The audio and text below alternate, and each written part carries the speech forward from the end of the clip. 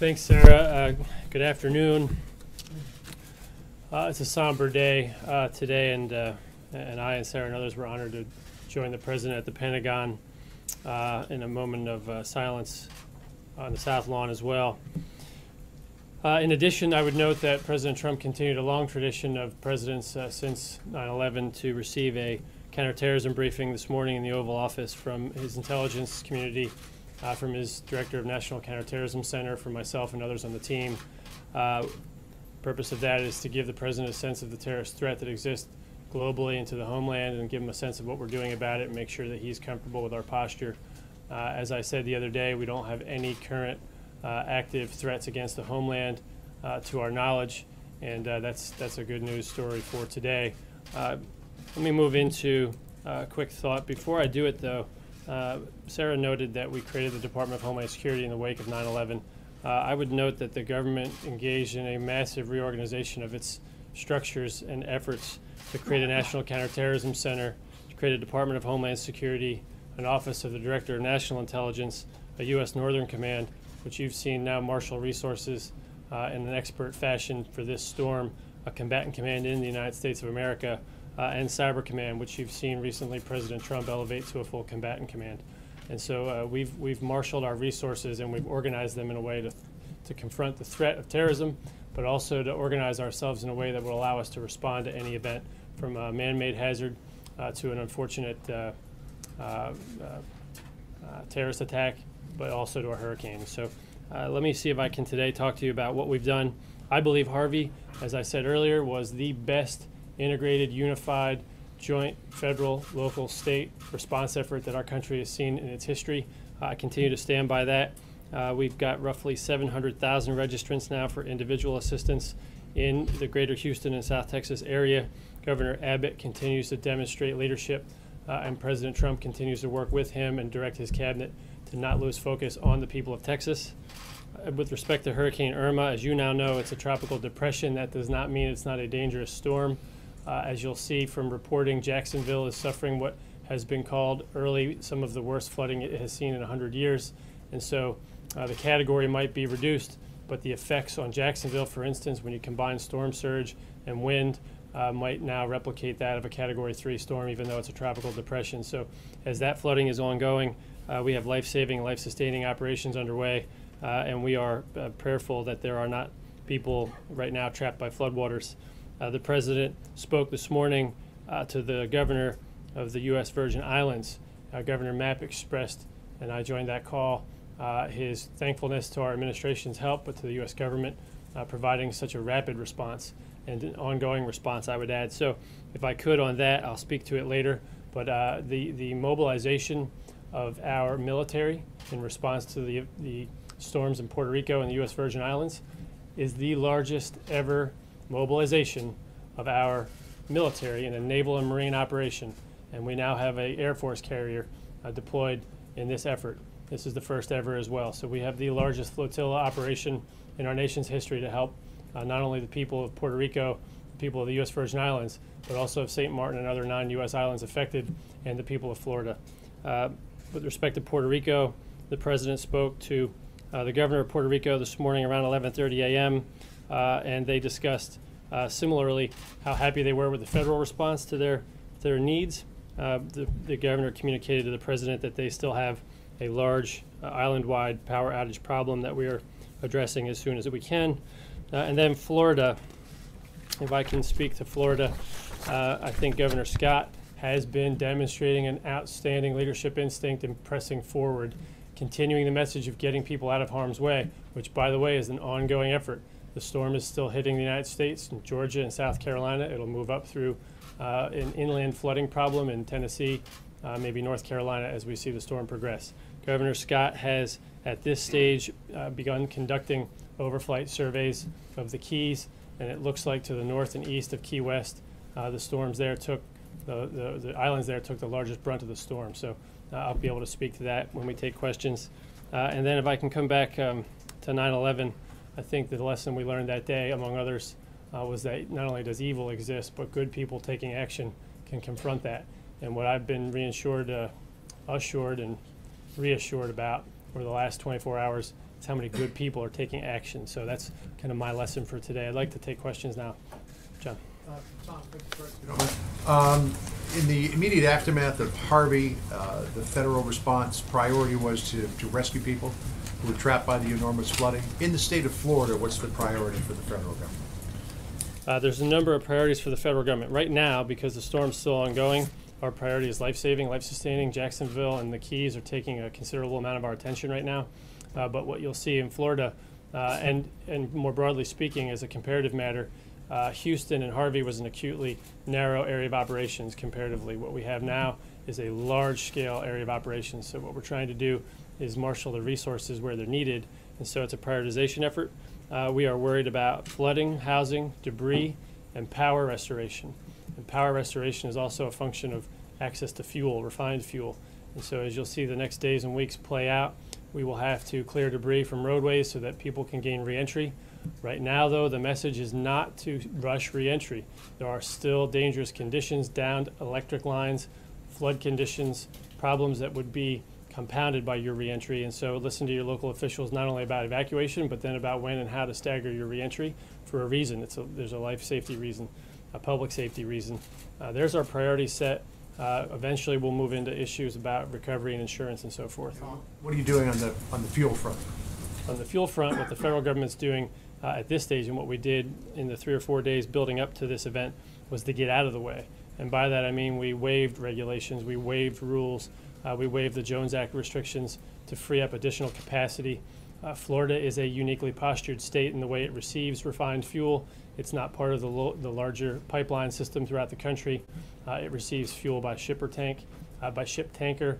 Those ship tankers then link into intermodal sites where they fill up trucks and trucks distribute. And so what we'll do is clear those pathways, assess those 3 ports where those tankers dock, make sure they're not damaged, and we'll get things back up and running. And Florida Power and Light and others, the nuclear power generation facilities, Duke Energy and others, they'll continue with their professionalism, and they'll bring those facilities back up as soon as possible.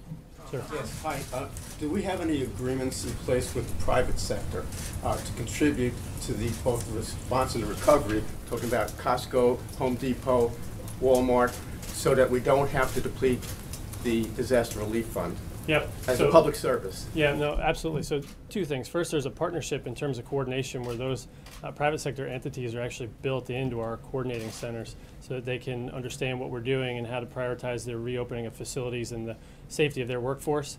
But secondly, it is our absolutely baseline doctrine nowadays in the emergency management community that we would rather reopen those stores than continue providing food, water, and temporary shelter to people. It's just not within their regular course of operating business. It's not routine, and it's not something that we can easily sustain. So it's healthier, better, faster for us to reopen those stores as fast as possible. Thanks for that question. Sure. Mr. Bossert, the previous administration saw a connection between climate change and Homeland Security, and that the frequency and intensity of powerful storms like Harvey and Irma could pose a problem for future administrations. You could have FEMA budgets that can't keep up with the demand when you have powerful storms hitting the country. Is that something that you think this administration should take a look at? We know the President pulled out of the Paris Climate Accord. Are these storms giving this administration some pause when it comes to the issue of climate change and Homeland Security? I was here in the 2004 cycle of hurricanes, 4 and 6 weeks that hit Florida.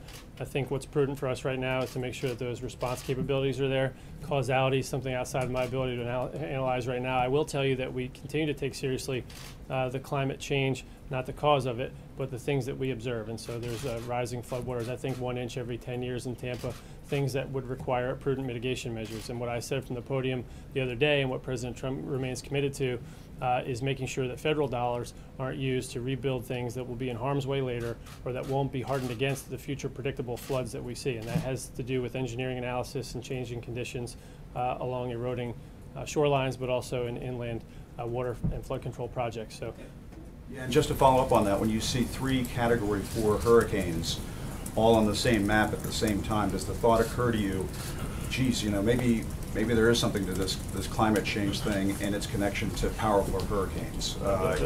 Or do you just separate the 2 and say, boy, these are a lot of big hurricanes coming our way?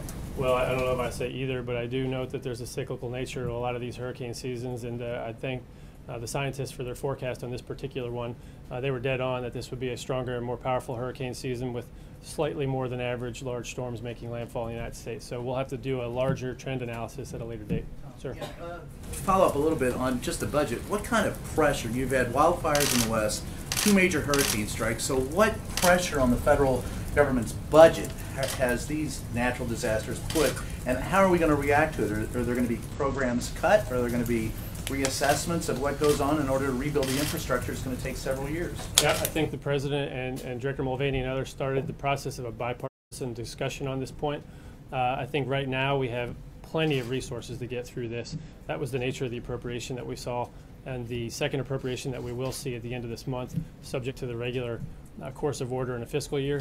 We'll ask for a third, perhaps fourth supplemental appropriation for the purpose of rebuilding. We'll do it smartly to the previous question, but in terms of pressure on the budget, this is a disaster relief fund issue. It's funded a little bit differently, and I have every belief that this president will end up with proposals, as he started his administration with, that will lead to a balanced budget. But to get too far into how that works in the politics is way outside my lane, and I'll...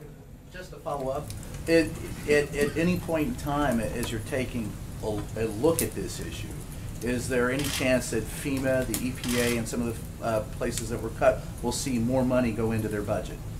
I think that we'll put money in as money is needed to address the needs. So I think what you'll see here is the same trend that I alluded to earlier. 2004, we had a large spike in disaster relief funding, but we also had to elevate the cap on flood insurance, and we'll probably end up having to do that again here. You'll see, though, over a longer span of time, even the flood insurance budget is red and black again, based on claims and based on premiums. So we'll analyze it in that fashion, but I don't have any prediction for you on that. Ma'am in the middle. I asked you 2 weeks ago about Harvey, and you said, I asked you about housing, and I wanted to know if you had an update on the issues of housing, since now we've got Harvey and now Irma and what else is coming along the way. Can you give us an update as to locating housing for those who've been displaced? Locating housing in Texas? Housing in Texas, housing, Yeah. I mean, for those who need housing, be it Texas, be it outside of the state, what Yeah. have you, for the moment. So I'll answer both. So in Texas, again, going back to praising the governor, he's done what we haven't seen done so well in the past, and that is he's owning the housing problem with a task force that he's initiated. He's also assigned a person to be in charge of long-term recovery, and there's 4 or 5 solutions to the housing problems in Texas. Of course, some of them are short-lived, and what you'll have to do is find short-term solutions. People can stay in their home. It's been flooded. When the drywall's ripped out, when the repairs begin, they're going to have to find another place to live temporarily. So we try to find hotel solutions. In some cases, FEMA has initiated a manufactured housing solution where they'll put a mobile home or travel trailer on your property that you can live in for a period of time while your home's being repaired. Those are the ideal solutions when there's enough acreage on your lot for that housing unit to sit. You can then move back into your home, and we can remove that temporary unit. That's essentially the option that we have right now. The third option, of course, is just distance. So there's available rental stock, but you have to draw a larger circumference as people move away from their homes and into rental stock available farther away. So we have some analysis done on the available rental stock and the available manufactured housing stock. We can get that to you after the podium brief here. In Florida, we'll have a slightly different issue, but we haven't assessed yet entirely what the damage is. So Will it be that kind of like the same model almost? Florida will be the same model, but remember, it's a peninsula and it's a wider scale problem, and it's been a larger swath storm. And so what we'll do there is assess whether those are the right models or whether we have to apply some different creative solutions. If we do, we have the authorities and we have the budget to do so, and we'll make sure people are taken care of. And during the Bush years, there was a very big concern about the mobile homes. And then they wound up having issues with formaldehyde. Is that all cleared up, all of that concern before? There was a big concern about mobile home communities just being in place after Katrina. Is that kind of out of the mindset now, or is it still part of the mindset? No, the mindset of making sure that people have a safe place to live is still very much alive. What we do as a government is purchase available manufactured housing. We don't make it, and we purchase it off the open market. I think the open market has improved their building practices, and I think that we've improved through that experience in knowing who to buy from and who not to buy from. I also understand that problems of ambient air quality continue to persist in our everyday lives. So I don't know how much formaldehyde's in this room right now, but I do know that formaldehyde is a carcinogen at any level. So the point here is that we take it very seriously, and we'll make sure we message very seriously the importance of basically ventilation. So, but to my knowledge, we buy off of a better market now, and we provide that solution in a more tailored and responsible manner. If I could maybe come forward. Hey, Tom, a couple questions about the conditions in Florida. First of all, more than half of Floridians are now without power. It's usually a very local issue, but this is a catastrophe of a much grander scale. When is it your assessment that people in Florida can expect to get their power back? And what's the federal government's role in making that happen? So my numbers now are somewhere north of 5 million. If the number's higher, I don't know if that constitutes half the people in Florida, but I'll take your word for it. Households and businesses, so it's a lot more. It's a significant number. To the extent that a customer might have 4 people in the household, you'll see that number increase. The number of people then would be 4 in the home. The number of customers would be 1. So that's the difference. The idea here is, as I said earlier, we all have a joint role in this. Florida Power and Light, Duke Electric, others will all be bringing forces to bear here. The U.S. government brings to bear a number of forces that are imperative to the restoration effort, like pushing debris out of the road and clearing roadways. Yesterday, what we saw was not just the reports of, but the actual evidence of. This will be the largest ever mobilization of line restoration workers in this country, period, end of story. They were already mobilized yesterday. They were at the Daytona Speedway. We will have line restoration workers from every company in this country, from states all over the country, but also from Canada, coming to Florida to help restore the lines. And so in Florida, unlike in Houston where they're buried power lines, in Florida they're all strung on poles. So we have to restore the poles, restring the lines, and the way that process works is they restore the plant, then the subplant, then line by line into each road, and then house by house. And you can't hook up each house until the homeowner makes sure that it's safe. You don't want to burn the house down with flood damage and corroded lines and so forth. So it is a literally joint effort, from federal clearing to public and private partnerships to line restoration efforts that are partnered in the for-profit and regulated world, all the way through to the individual homeowner. So that's how that process works. What's your assessment of how long that's going to take? I would caution people to be very patient here. Between re-entry and that process, we could have power down in homes for the coming weeks. Now, I don't want to cause any panic in Florida, and I'll come to a question here next. There are hospitals and nursing homes and other facilities that have generator power to provide services that are necessary. And there, the concern is providing fuel to those generators should they run out. And from that perspective, the federal government provides a great deal of fuel, a great deal of transport assistance through Transcom and other contracts, and we give that fuel to the state and locals, and they distribute it to those, I said wholesale and retail distribution, that's the best analogy. They distribute it to those facilities, and so that's our role there as well, and we expect that to happen seamlessly. Sir? Thank you, Tom. Is preventing price gouging in the state of Florida a federal responsibility, or is that up to state officials in Florida and local officials there? It can be both, and I think you'll hear from the Attorney General later, so I'll let him explain to you what he'll do to prevent fraud. I think he's going to announce an effort on that this week, and I think you've already heard Pam Bondi announce that she is conducting active gouging and anti-fraud practices when there are state and local laws at play. So both is the answer, but I can tell you that neither officials, the Attorney General of the United States or the Attorney General or Attorneys General of the states, are going to tolerate gouging. I think that's something that people ought to think twice about. Sir? There is a possibility of a third and fourth supplemental for disaster relief. Can you tell us how much money the administration wants included in those supplementals, and are you going to put language raising the cap for flood insurance in that legislation as well? So on the first point, no. The reason we pursued this approach is we're trying to make sure that we have responsible estimates as opposed to making wild guesses now. We're going for the amount of money we need to get through this response operation phase, and as we transition into recovery, we'll analyze the damage, figure out how much money we might need, and go up for another responsible request. If we got that wrong, then we'd go for another if necessary. It's not necessarily wrong, but if we estimate a world and find actuals don't meet those estimates, then we'll go up and rectify. With respect to flood insurance, we'll see how many claims come in, but the flood insurance program had $8.6 billion roundabout available to it. If claims exceed that amount, we'll go up and ask for the cap to be raised.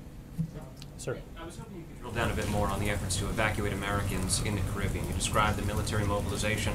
I know that the State Department has stood up a task force, and they're working around the clock in their operations center. Can you assess those efforts, and can you give a message to Americans who are right now in dire straits in the Caribbean who might be listening to this? What should the expectation be for an evacuation? How soon can the Americans get the Americans out?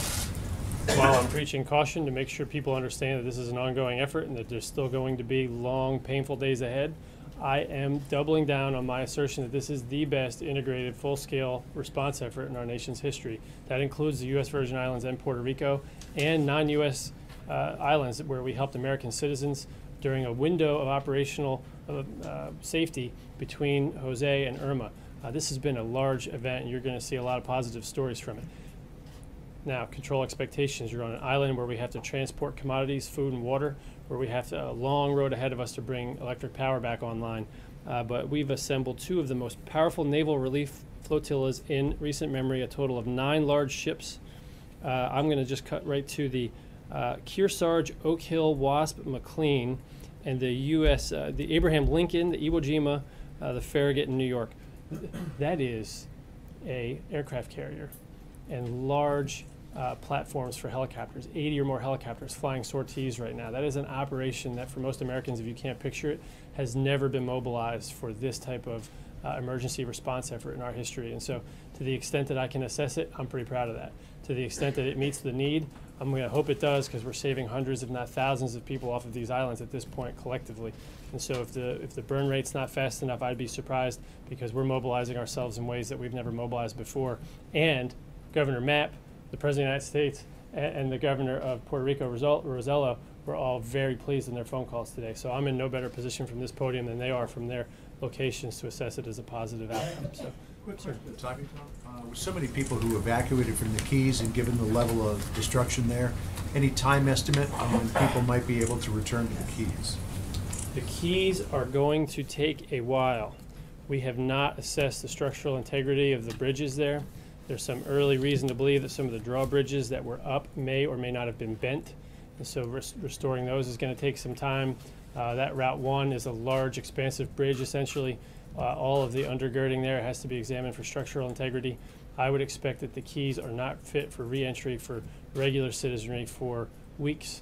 If that's wrong and I'm wrong, then fine, then let the local officials bring you in. But I would set that expectation pretty broad right now. And I would say that for the people that chose to stay, they had every warning to leave. We hope that they took that warning, and those that didn't, we're going to get back down there as soon as we humanly can. And right now we don't know. We had 3 or 4 overflights today. I talked to the FEMA administrator just before coming out here, and he is not certain yet that we've had a good overflight assessment of where all those people might be. Neither of us would be surprised if lives were lost, but neither of us would be surprised if the responders are going to get down there aggressively. So we're doing everything we can to help them. So I see Sarah. I'm gonna actually end on that if I could, and end where I started. Today's the day of solemnity and remembrance for 9/11. It is why I got into this business, and it's why I believe our government is now organized for the level of response that we've seen. And it just goes to kind of show what we've got if we want to bring ourselves together and helping our fellow humans under good leadership from President Trump. I think we've put forward a good effort. Please, for the people in Florida, continue to follow the instructions of your first responders and your local authorities. This isn't over yet, and it's going to be a painful, slightly frustrating, if not very frustrating, week or two ahead. Thank you all very much.